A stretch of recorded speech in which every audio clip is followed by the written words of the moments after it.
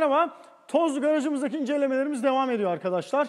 Bugün bu güzel kırmızı Honda Civic SI modeliyle birlikteyiz. Civic'in bulunduğu yerde böyle güzel araçlar da var. Bakın bir Ford Escort, bir Ford minibüs, Chrysler Voyager var, bir Audi Peugeot Partner. 91 model, çok güzel bir araç. 90 da olabilir, tam emin olamadı sahibi. 90 ya da 91 şeklinde söyledi. Ama o dönemin araçları. Dönemin hızlı bu ateşli hatchback dediğimiz, hatta hot hatch olarak da söylenen araçlardan bir tanesi. Honda CR-X de vardı, daha sportif bir araçtı. Ama bu da çok güzel bir araç. Bugün bu aracı inceleyeceğiz. Yaklaşık 20 yıl önce buraya gelmiş, belki biraz daha fazla. Ve de gördüğünüz gibi buraya çekilmiş ve de oynatılmamış yeri. Takozu alınmış, biraz yüksek duruyor. O yüzden de dikkatinizi çekmiştir sizin de.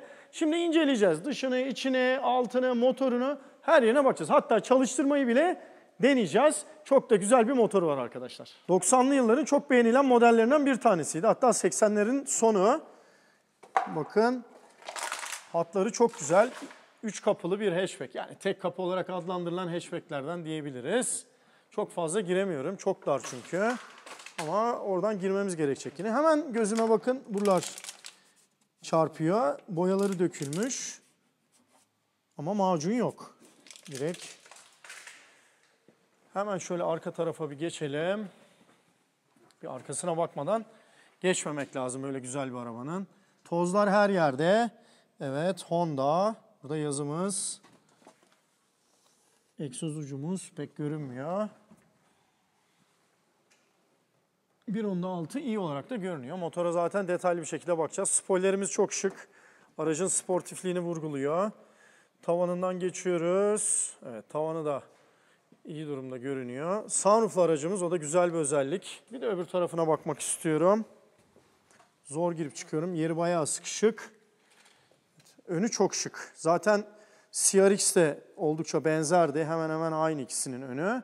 Arkaları fark ediyordu. Bu biraz daha böyle binek bir araç. Öbürü çok, arkası özellikle çok dardır.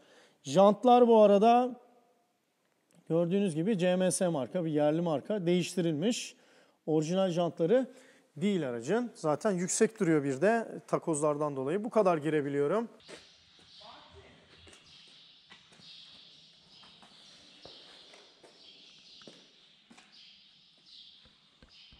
Şimdi içine girelim bakalım. Bu arada burada gerçekten de toz insanı rahatsız ediyor belli bir süre sonra. Bütün günümü harcıyorum burada. Evet.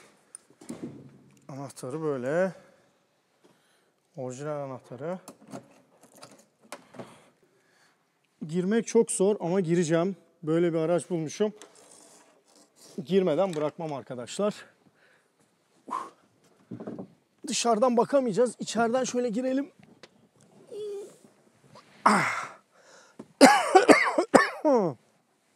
Toz. Of, içeri girdim ama değdi. Gerçekten içi çok güzel. Hemen kilometresini bakıyorum.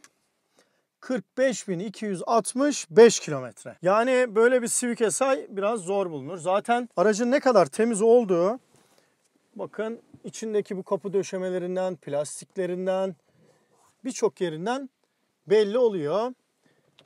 Cam açmalar otomatik değil. Kumandalar yine dikkatimi çekiyor. Havalandırma kumandaları.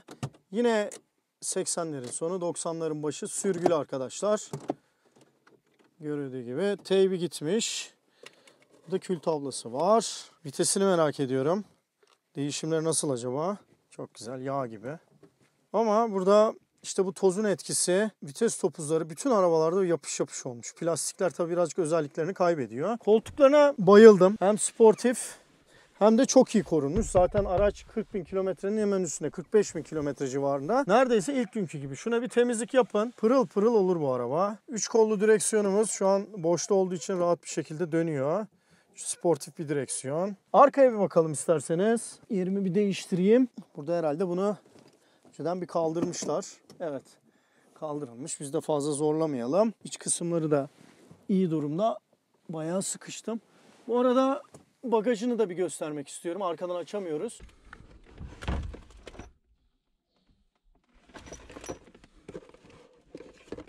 Tavan döşemesi Böyle değişik bir vinil. Bu araca da yakışmış. Motor kaputumuzu açalım. Bir bakalım, motorumuzu anlatalım. Bir de çalıştırmayı deneyelim.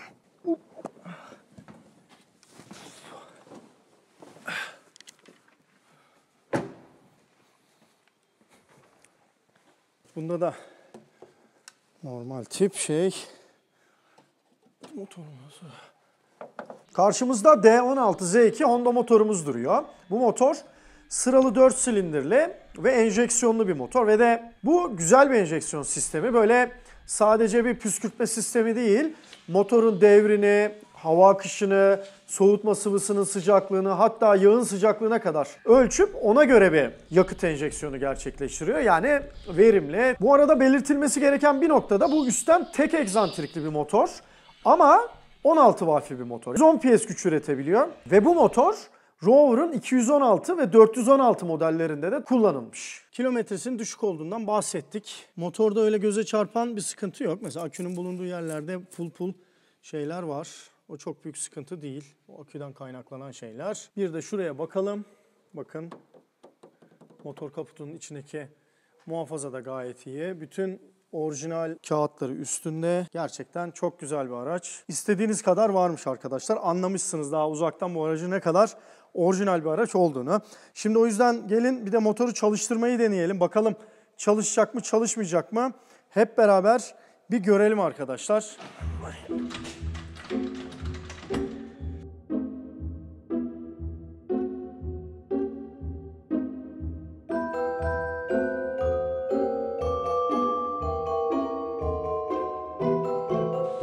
Evet, basabilirsin. Dur abi. Evet. Basıyorum. Bayram kaptan. Hadi bakalım. Dur.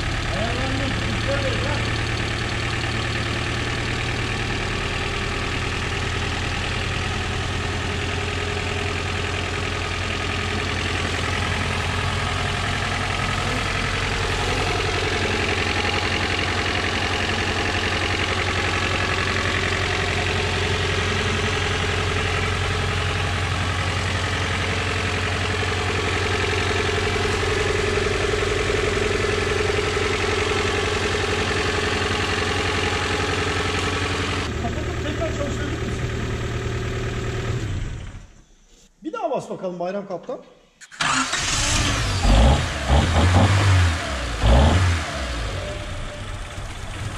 Evet.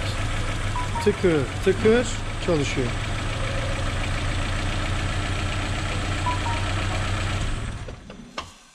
Motorumuzu tıkır tıkır çalıştırdık. Ne yaptık? Biraz fıs fıs balata spreyi sıktık. Bu sayede biraz daha rahat alması, ön yakmayı kolaylaştırdık.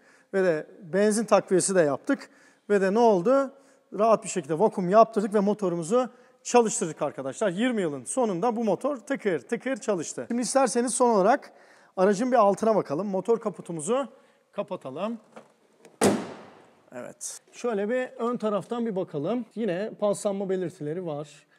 Hem biraz kullanmayla alakalı hem biraz beklemeyle alakalı ama öyle abartı bir şey görünmüyor. Egzoz sistemi zaten her zamanki gibi bir pas yapar. Bir de yandan zorlayalım bakalım belki. Ama burada eğilmek de çok zor. Şöyle kapı altlarına bakmak istiyorum. Oralar da iyi görünüyor. Kıpkırmızı Honda Civic incelememizi de bitirdik arkadaşlar. Tozlu Garaj'ın bir aracı daha böylece incelenmiş oldu. Araç bizim çok hoşumuza gitti. Motoruyla, kondisyonuyla, koltuklarıyla gerçekten çok hoş. Umarız siz de bu aracı beğenmişsinizdir. Ve de tabii ki de inşallah videomuzu da beğenmişsinizdir arkadaşlar. Bizi izlediğiniz için teşekkür ederiz.